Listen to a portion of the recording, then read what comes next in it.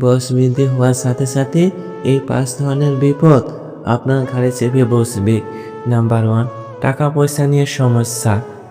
এটা যত বয়স হবে তত আপনার প্রয়োজন হবে, তাই কম বয়স থেকে যথেষ্ট পরিমাণ টাকা সঞ্চয় করে রাখুন, কারণ সেই বয়সে কিন্তু নিজের মানুষগুলো পাশ কাটিয়ে চলে যায়। নাম্বার 2, নিজের শারীরিক অসুস্থতা। যত বয়স হবে তত খারাপ হতে থাকবে, তাই সময় থাকতে নিজের শরীরকে সুস্থ রাখার চেষ্টা করুন।